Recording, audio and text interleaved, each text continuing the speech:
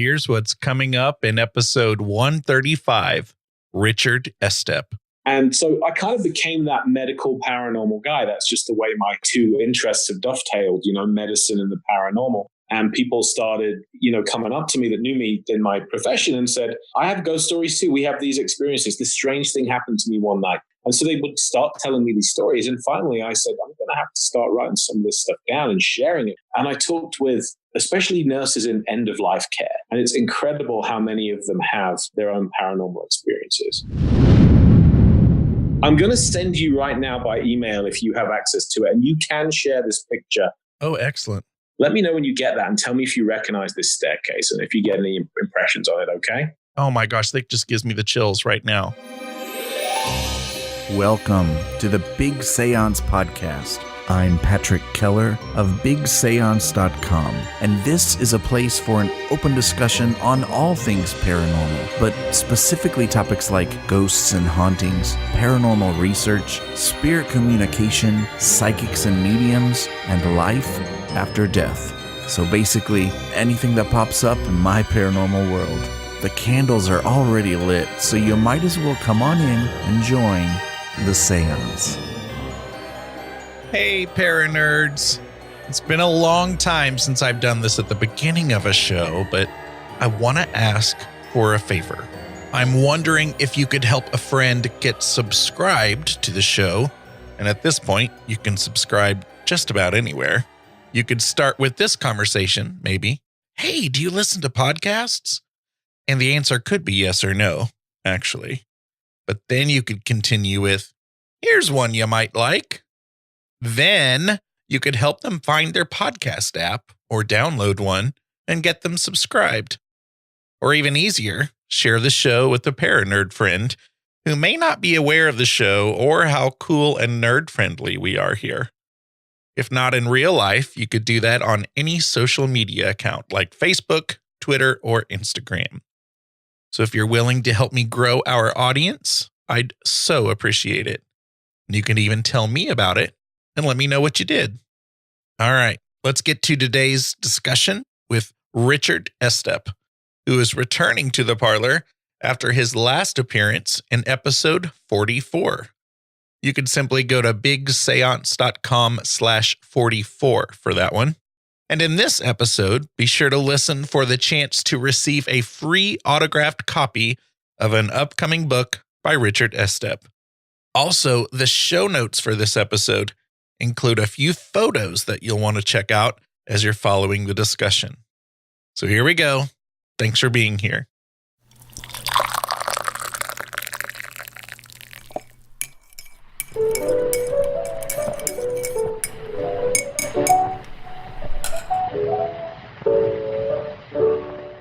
Richard Estep is a paramedic and paranormal investigator who hails from Great Britain and currently makes his home in the United States in Colorado. When he's not traveling the world collecting ghost stories and investigating haunted houses, he's writing about those very same places or having fun writing fiction with a distinctly supernatural theme to it. You can visit Richard at richardestep.net. He was previously on the Big Seance podcast, and I can't believe how long ago it was. It didn't seem like this long ago, but it was on episode number 44, where we talked about his book, In Search of the Paranormal, which was Richard's first book, and he has written so many since then, so there's a lot to catch up on. But there's the book that we want to talk about today, and I'll give you a little backstory on, why I scheduled this interview. But the book is Haunted Healthcare. Medical professionals and patients share their encounters with the paranormal. And it follows his recent book, The World's Most Haunted Hospitals, which we've never talked about. So maybe he'll bring up some of that. So if you're like me and this is your thing, you've got some reading to do and to catch up on. So hi, Richard. Hey, Patrick, how are you? I am so fabulous. Since you've been on the show last, we've adopted this super nerdy tradition where I offer people a Parlor drink. And I'm really curious to know what an Englishman living in Colorado will request. So What can I get you? Oh, I would like a pint of fat tire, please. Shut up. You really have turned Coloradan, haven't you? Yep, I have. That's it. I'm so Colorado now. I'm going to start asking Californians to leave the state. Well, and here I am actually mixing my, American drink with some British style because I have iced tea with a little bit of creamer, which is something I've just started doing. Iced tea with creamer. Is that totally weird? Cold tea? Cold tea. Yeah, it's a bit early for blasphemy today, isn't it? Well, the thing is, I have to have something not good for me in every drink. So, some fat in there, some sugar. Mm-hmm. I like that principle. So I want to read you the book description for Haunted Healthcare. It says, many of those who have chosen the medical profession are no stranger to the paranormal. Ghosts walk the hallways of hospitals, both old and new, haunting the wards and operating rooms. Join Richard Estep, paramedic, paranormal investigator, and cast members of TV's Haunted Case Files and Haunted Hospitals as he talks to EMTs, nurses, medical professionals, and patients alike, documenting their most intense and chilling encounters with ghosts and spirits. Dare you walk the hallways of some of the world's most haunted medical facilities? Welcome to the world of haunted healthcare. Well, on January 21st of this year, which was just 6 days ago as of this recording, Richard posted a photo of his brand new book, Haunted Healthcare, which has an amazing cover, first of all. And it was the first I'd ever heard of it. I don't know if I was behind the game or what, but I immediately got with Richard and scheduled this interview. And it is, I promise you, the only book I have ever read in less than a day. The only book I've had enough stamina to sit with it for, 24 hours and get it read. And it's that good. It was awesome. So thanks for writing it, sir. Thanks. I deserve zero credit, really. The people that told me the stories, that allowed me to help tell their stories, are the ones that deserve all the credit. Well, they're awesome stories, and in many cases, they're just like you would expect to see in a movie and are people's experiences. It's just really amazing. And it's also touching in a way that death has touched all of us and will continue to touch all of us. And so there are tearful moments in there and really moving moments as well. So it's not just a paranormal nerd kind of thing, but like the book description said, there's many stories from nurses and paramedics and doctors from hospice, emergency rooms, nursing homes, even ambulance rides, and, in one case, an entire floor of a hospital, which was cool. So it was such a diverse range. I've been an EMT and a paramedic since 2002. Started training in 2001 here in the US.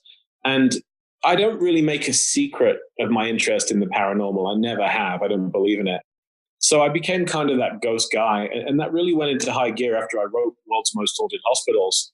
And people started, coming up to me that knew me in my profession and said, I have ghost stories too. We have these experiences. This strange thing happened to me one night. And so they would start telling me these stories. And finally I said, I'm going to have to start writing some of this stuff down and sharing it.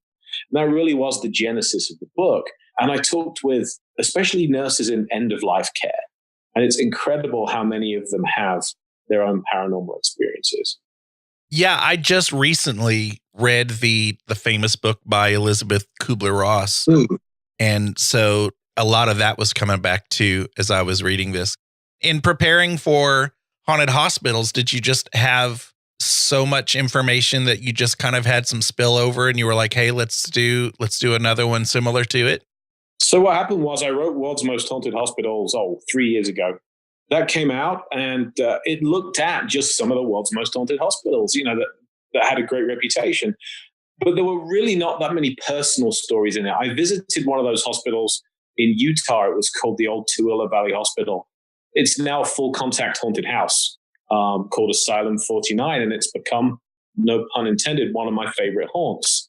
I wrote an entire book about that case, The Haunting of Asylum 49, and we filmed it for Haunted Case Files twice. And so I kind of became that medical paranormal guy. That's just the way my two interests have dovetailed, medicine and the paranormal. And so on the back of that, the TV company that makes the show Haunted Hospital called and asked me to consult and be on the show as one of their commentators. And so I did, and I thought it was fascinating. They talked to a whole bunch of medical professionals and patients who had the most incredible stories. And so I decided this would be a good time to share some of those stories that I'd heard over the years. And what fascinated me was even some skeptical people, doctors, very well trained scientifically, by necessity, would tell me, I don't believe in all this stuff. I think it's garbage. It's ridiculous. But this one time, and then they go on and tell me a great ghost story. So I would just smile and listen. And I'd say, how do you explain that? And they'd say something like, well, I just don't think about it. So even some of these hardened physicians had ghost stories, that were pretty cool. And so honestly, I think this is going to be a series. It will run and run. As long as people in my field want to share those stories, I'm going to help them share them because it fascinates me. We are the world's second oldest profession. We kind of work on the frontier of death and illness all the time. So we are around this stuff more often than pretty much anybody else. And I think it's no wonder that we have so many ghost stories. Absolutely. You were talking about your, I had this one experience, that reminds me of some of the conversations I've had at the Xerox machine at my school, when they find out what kind of nerd I am, or they start whispering, to me to tell me something. Oh, let me break in here, Patrick. I want to steal you. So real quick, I'm writing a project with my fellow author, E. Benson. We're writing a book about a haunted school, right? Shut up. No. And we love it. It's a great case. It's called the Farrar School. It's in Iowa, great haunted location. For the life of us, we can't come up with a name that evokes school and ghosts, the title for the book. I'm going to drop this right into your court right now. By the end of the show, at least, I want you to have a suggestion, or your listeners. We want a title for it that's respectful, but at the same time, evokes both the paranormal and schools, classrooms, those kind of things. Okay? So let me just leave you percolating that. I'm going to come up with something good. It is so not going to be right now, but there has to be something spectacular. So we were racking up. We did this long. We moved into that school for 4 days and nights, did extensive research. We got great results. And then we drove from Colorado to Iowa for this. And we were back and forth and saying, what the hell are we going to call this book? The Haunting at Farrar has been taken by a documentary. It's the title of a documentary movie. So we want something that just evokes school and ghosts. And we went back and forth and could not come up with something that didn't sound cheesy or trite. So that's your homework assignment, man. You're a teacher and you're into the paranormal. So we're making this your problem. All right. Well, we'll work on that. I'll get my brain working on it right now. Sorry, you're way off on a tangent, by the way. No, that's an awesome tangent to take. I've always thought schools are one, between hospitals, schools, courthouses, especially in a large school like mine, it doesn't have more than 25 years of history to it. But the thousands and thousands of, if you think about middle school and the angst and the drama that follows people in middle school that they could think back to, and the halls that just rush with energy every single day.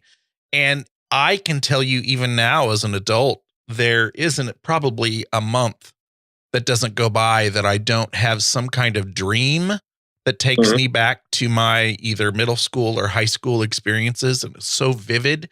And I'm like, if I am constantly bringing myself back to those halls, surely, other people are too. And so there has to be, whether it be spirit energy there, just the amount of energy there. It's just, it's fascinating to think about. And I wanted to bring this up.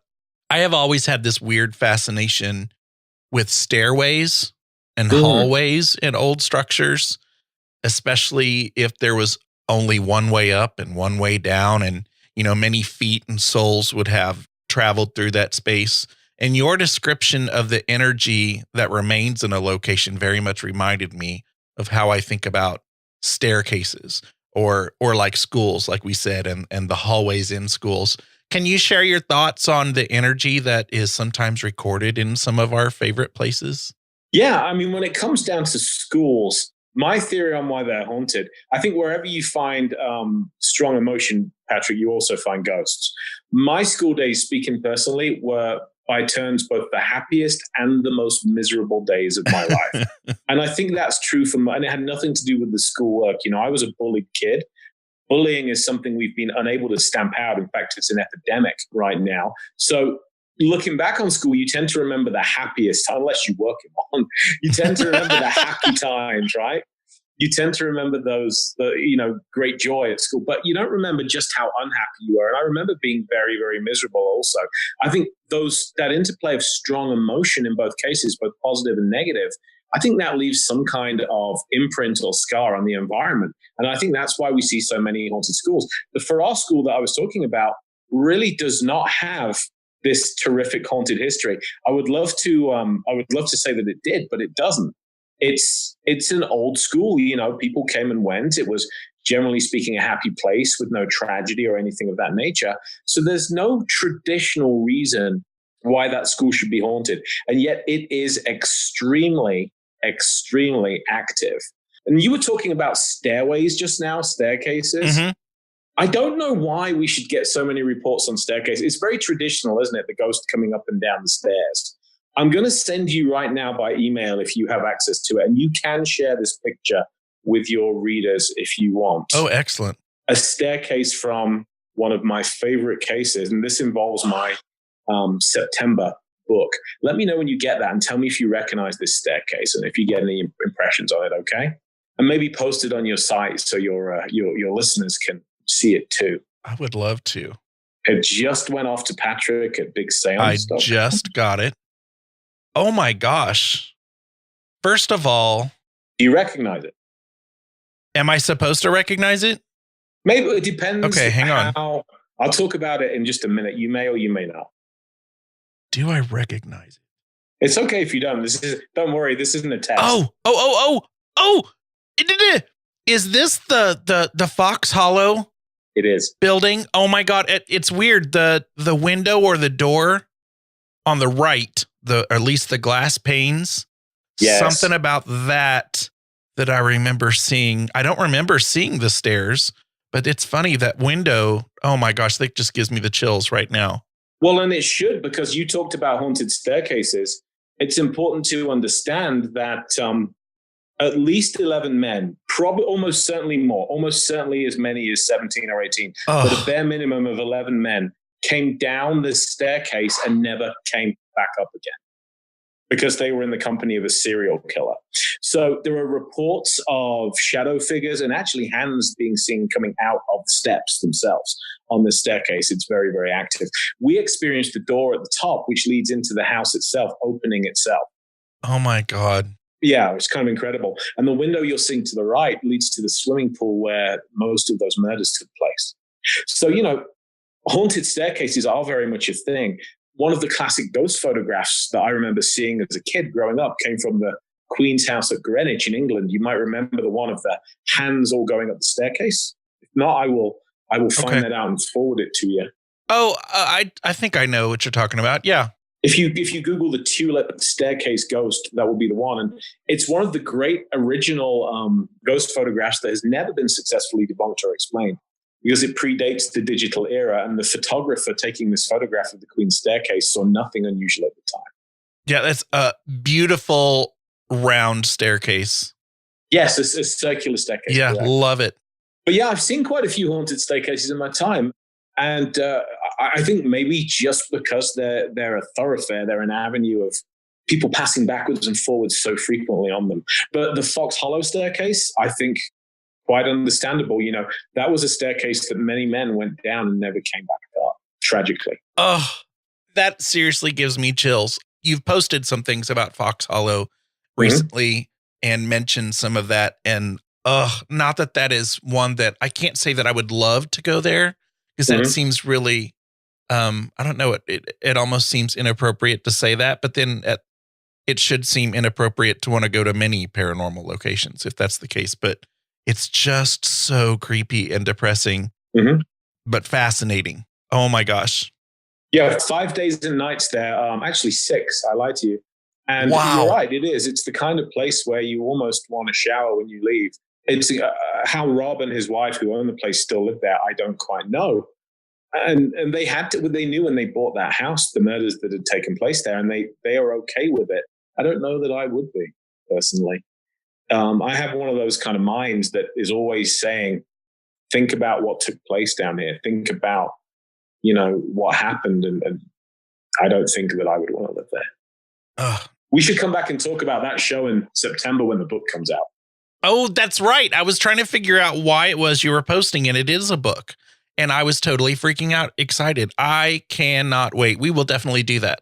Absolutely. Thank you you. have my word. Great. But we were talking about hospitals and got way off on track. We seem to want to go off on these tangents.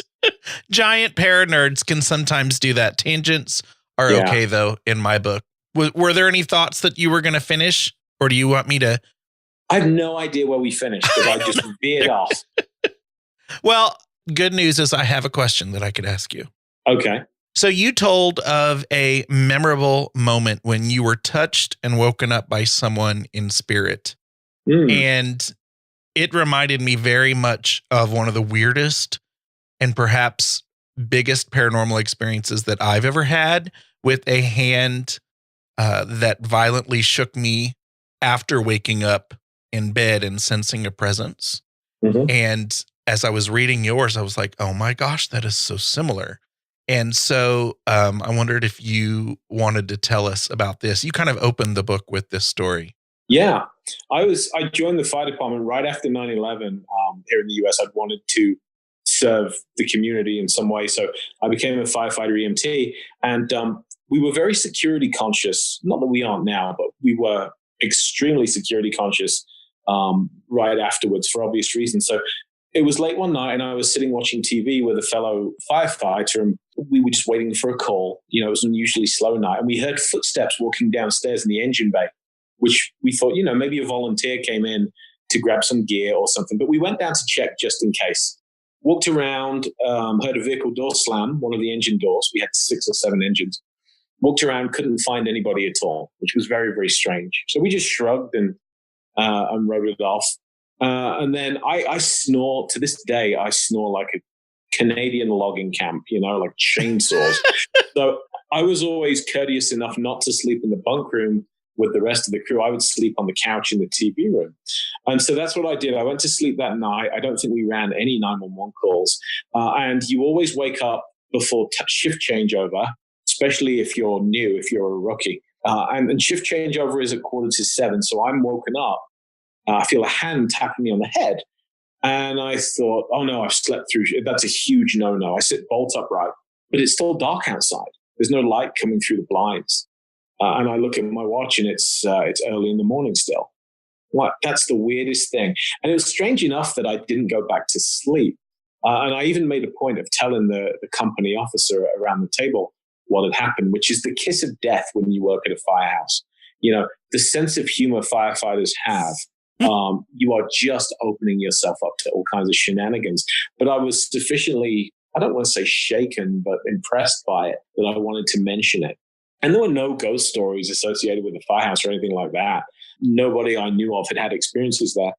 Anyway, I did shift changeover. I went home and I found my wife at the time was very upset at home. She was in tears. And I said, what's going on? And she said, well, my mom died this morning. And she had died at about the same time that I was being woken up with that tapping on the head. So the timing of it was right on the nose. Wow. When I go back to my experience, I can, and I'm not a person who has a lot of experiences like this, and I'm not very sensitive, I guess you would say.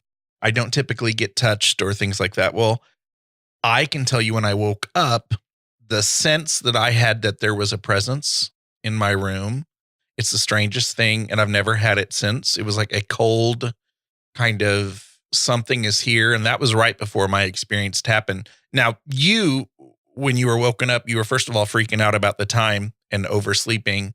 But was there any other sense you had that somebody might have been there with you after the fact?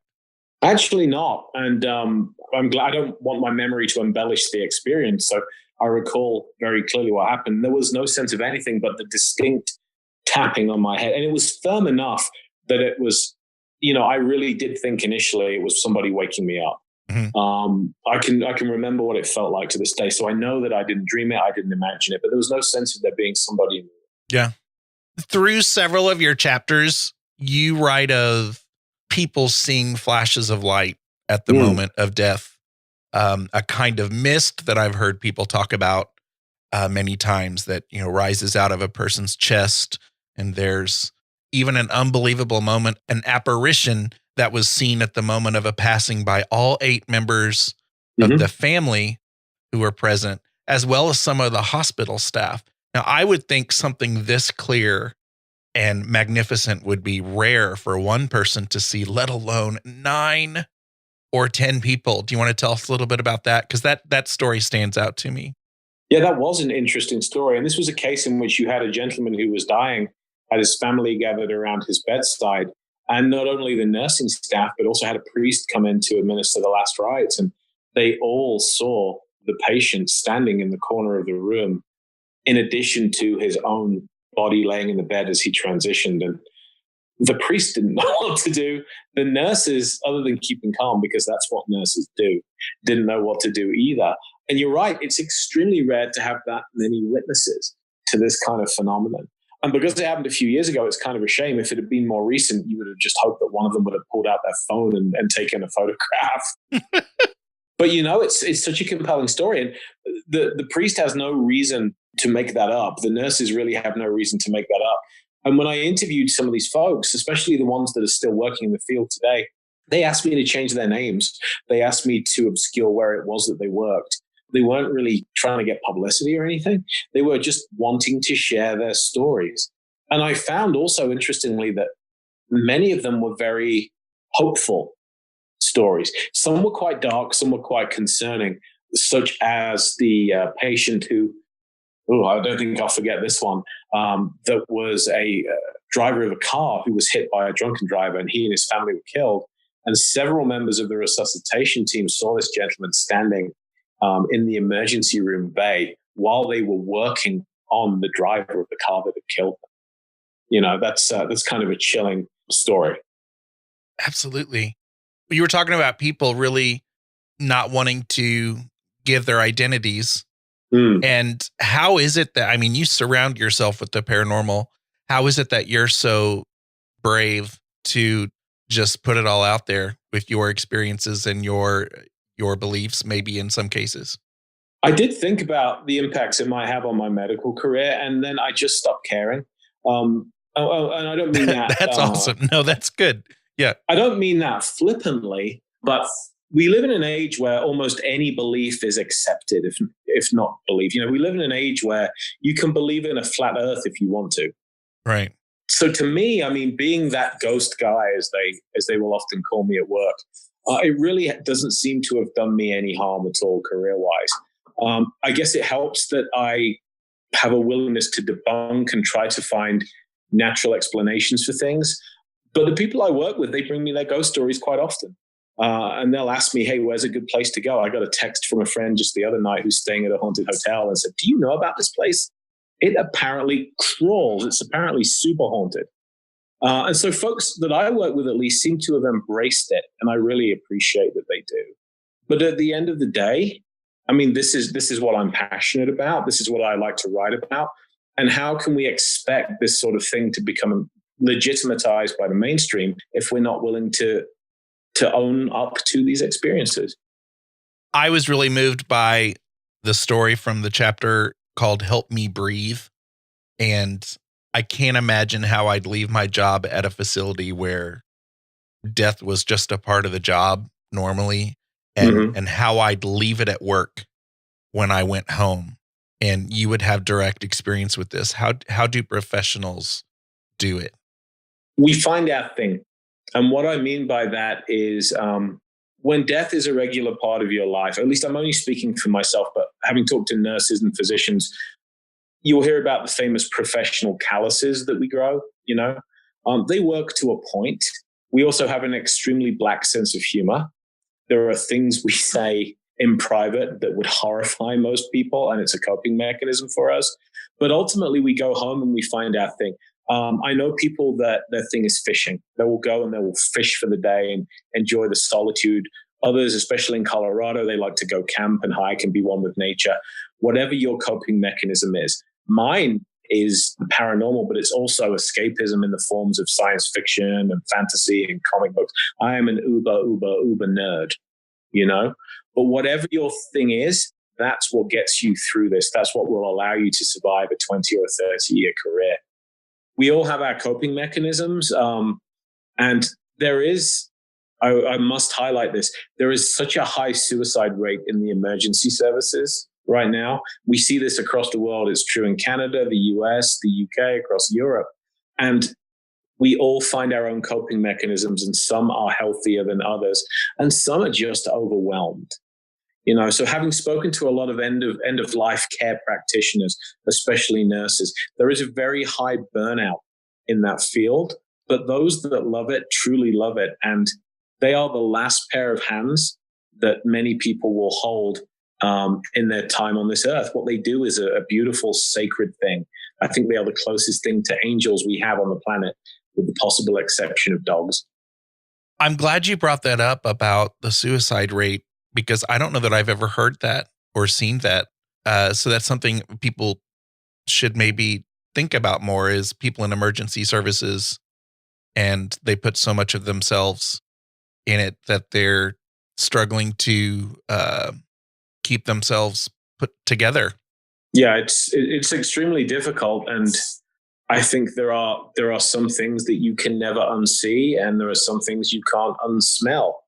What I mean by that is it can take anything, any one of your five senses can trigger a particularly bad experience that you had, and it takes a lot of work to try and stay grounded, and we're not always successful.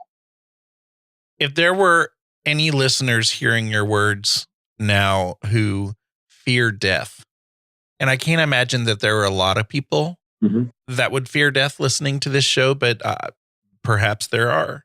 Whether they fear the moment of death or what comes after death, what might they take from this book?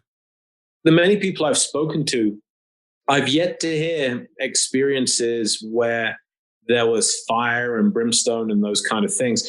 Not wishing to challenge anybody's cherished beliefs, but when I've talked to psychic sensitives, to mediums, those that have had actual near-death experiences and returned, overwhelmingly, they have messages of peace and light and love. It's very positive.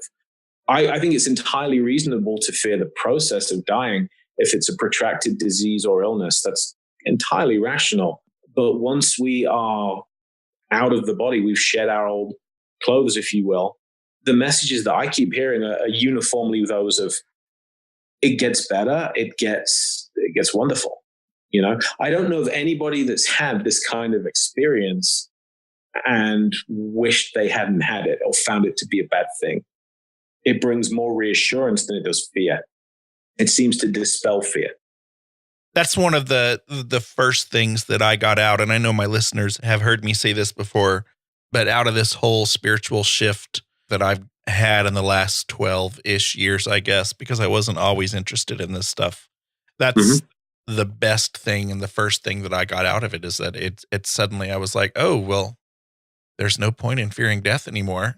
So I can imagine, especially if this ends up ever being the first book, like there was a first book for me that really did it. If this ends up being one of those first books for somebody, that could be kind of the magic that just helps them not fear death. Because I do know folks, I have some colleagues who have been open to me about fearing death. And so, to them, my interest is very odd and strange to them. A lot of it is perspective. I mean, in my line of work, my chosen profession, we're around death a great deal. And so I've seen a lot of death and I've experienced a lot of death. And generally speaking, once you become somewhat accustomed to it, the fear is removed. As a culture, we do a terrible job of preparing ourselves for death. We lock it away. I don't know how old I was before I first saw a dead body. Actually, I do. It was my grandfather's. So I was 14 or 15. But there is almost this mystique surrounding it. We lock it away. It used to be much more open. There was a time when people thought nothing at all of having the body of a loved one in their living room, as it eventually became, before the night of the funeral. And they were their own morticians. Yeah, absolutely. And it is still done. A former girlfriend of mine, when I was a much younger man, I went to her grandfather's funeral, which was at her grandparents' house, walked into the kitchen, and the body was in the kitchen in a coffin, and they were making tea around the body and passing cups of tea over it. It was incredible, with nobody batting an eyelid. So I think we could do a better job of demystifying death itself. I think we should be less afraid of it than we are. The only thing to fear, as far as I'm concerned, is the process. That's interesting. You talk about the tea. My grandfather, my maternal grandfather, when he died, many of us were present. And this was one of those things that's weird to talk about being a gift, because it's sad, but being present in that moment is kind of a cool experience to, see someone leave the world, but to also have it be a relief because, okay, we know that there's no more pain. And so one of the first things that our family did right after that moment was to go make tea. And it was, to me, I remember in that moment going, Grandpa's over there in a hospital bed in the dining room, and we're making tea and food. And it's like, how strange, but very cool, I guess, is this. Well, that's the English response to crisis. I wrote in Search of the Paranormal, the first book we did on this show. When I found my grandfather's body, the first thing the police sergeant did that they sent to the house was sat me down and made some tea. That's what the police and paramedics will often do in the UK where it's appropriate, just to calm people down. I think sometimes we do make too big a deal of death. I think we allow it to become scarier than it really needs to be. It is a natural part of life. It's the end of story. But many of us that are in this field or have an interest in it believe that it's just the beginning of another one, and it's the equivalent of reaching that last page in hopefully a good book and putting it back on the shelf and then pulling down the next one. You even have a story. It's just popping in my brain now, where a patient was told by a nurse in surgery or something that when the whole thing was done, she was going to go make her a cup of hot tea. Just remembering that. And yeah, that was I don't know. I won't give it away unless you want to give it away, but that was cool.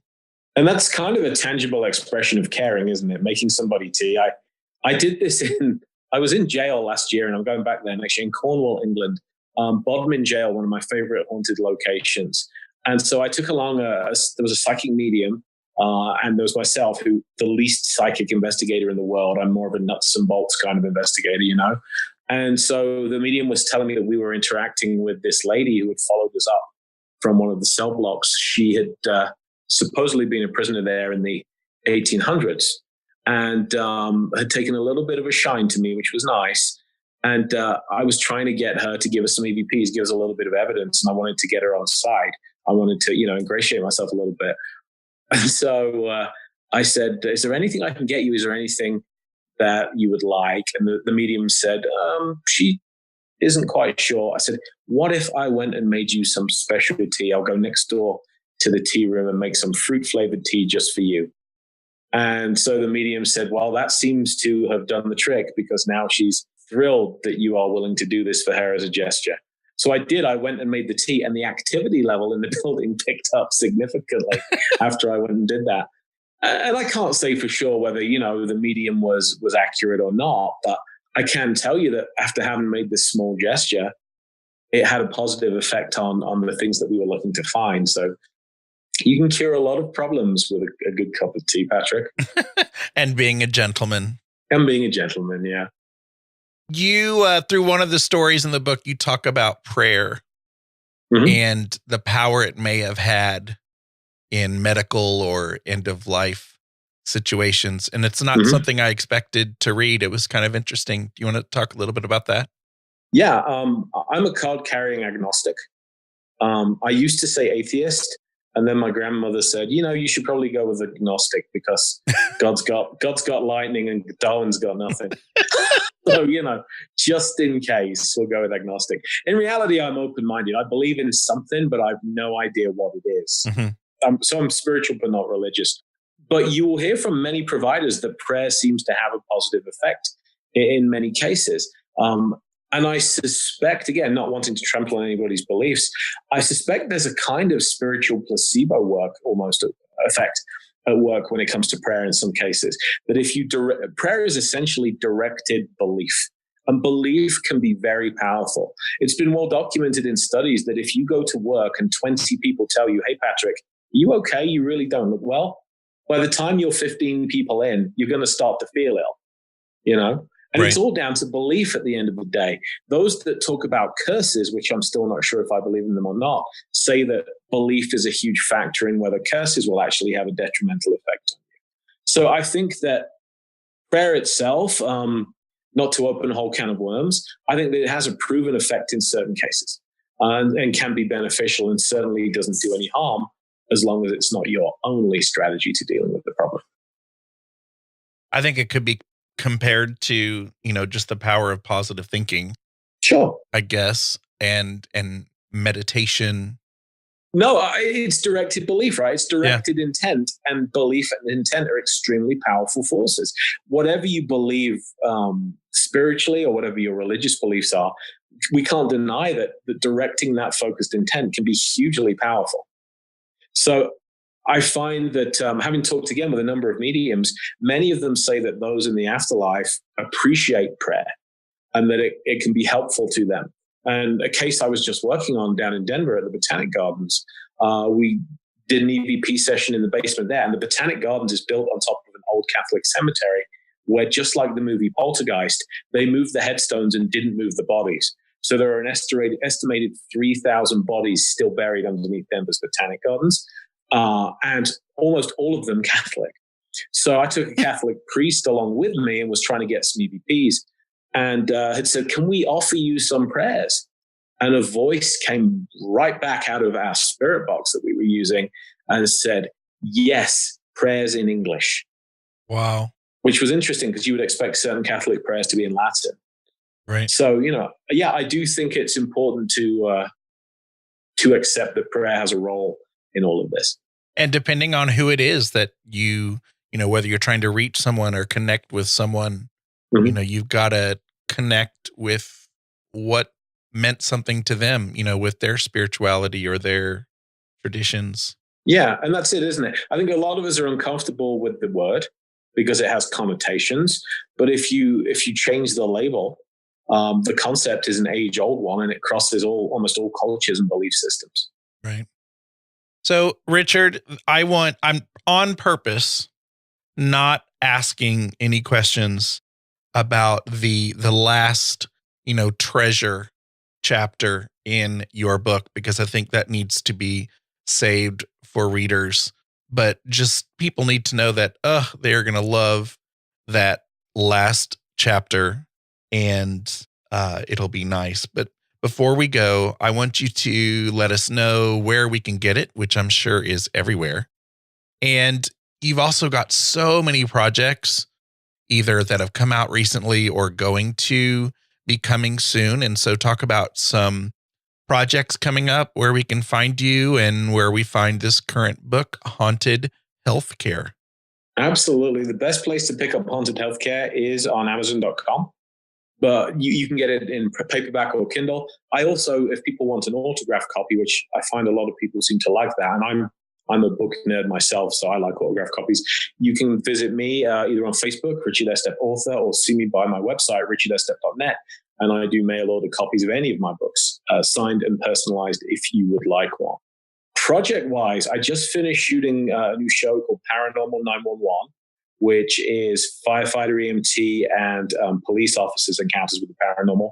And we're getting ready to do a second season of Haunted Hospitals next month. But book-wise, I'm finishing a book on the haunting of the Denver Botanic Gardens, which should be out at the end of February. And the book for which you still need to give me a title, which I'm writing with E.E. Benson. I've forgotten. School and Ghosts, Patrick. School and Ghosts. No pressure. The listeners are all looking at their watches. Has to be something locker themed or bell themed or Saved by the Bell themed. Or doesn't say ghosts though, does it? No. Oh. Or detention. I think you should throw it out to your listeners. Okay.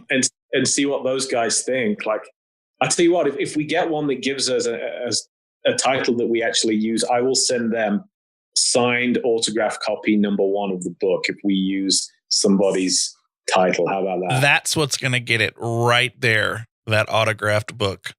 All right, folks. So send in if you have an idea.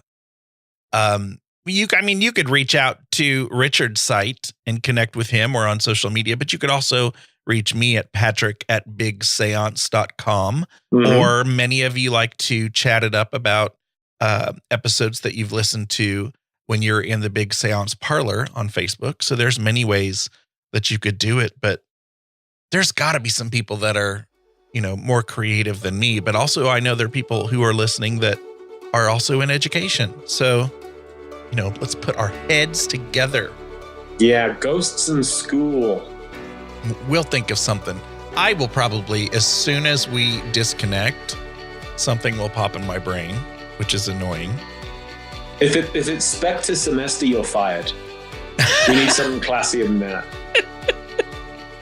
Well, and I've already told you this, but I want the audience to know, because I only learned about this book 6 days ago. I read one of those magic PDF copies from you, but I also, even though I've already read it, I have a wonderful Dead Tree version coming to my doorstep on Tuesday, and I look so forward to having the shelving ceremony. That's just my thing. Wonderful. Thank you for picking that up, Patrick. I appreciate it. I hope the listeners enjoy reading it as much as I enjoyed hearing those stories and putting them out for us all to share. It's really good. Do you have any other final thoughts? It's a rough time right now. Let's all be good to one another. Nice. That's good. You rock, sir. Thanks, man. You're not so bad yourself.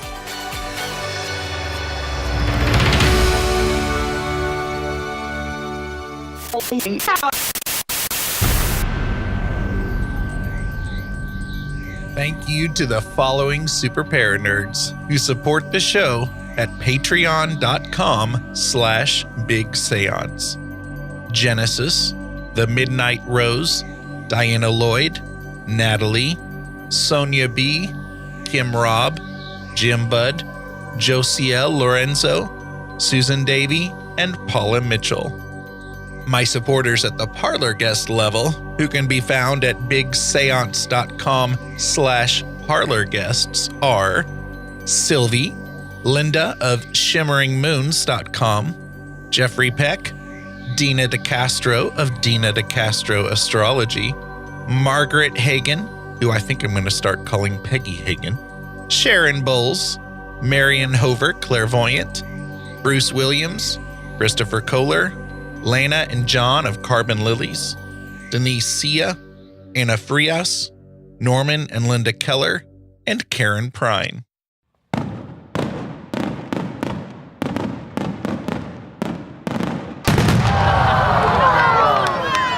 That sound you just heard was the Above and Beyond There's Not Even a Category for Your Level of Support fireworks display.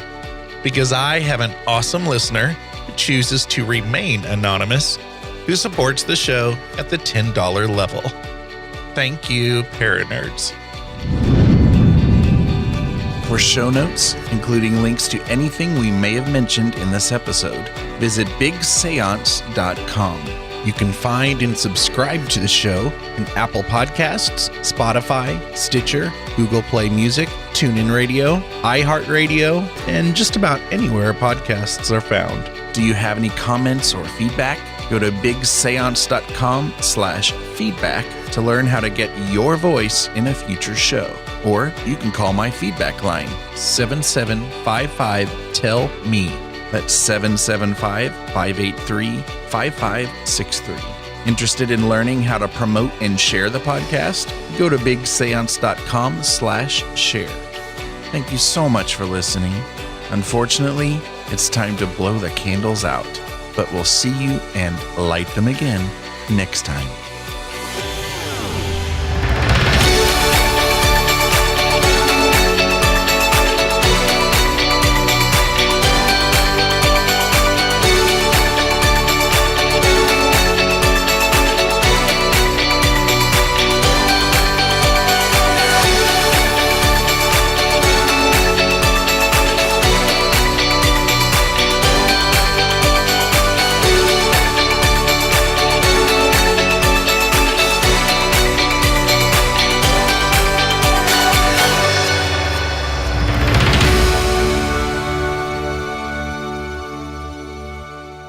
Your Paranerd hashtag for this episode is haunted healthcare.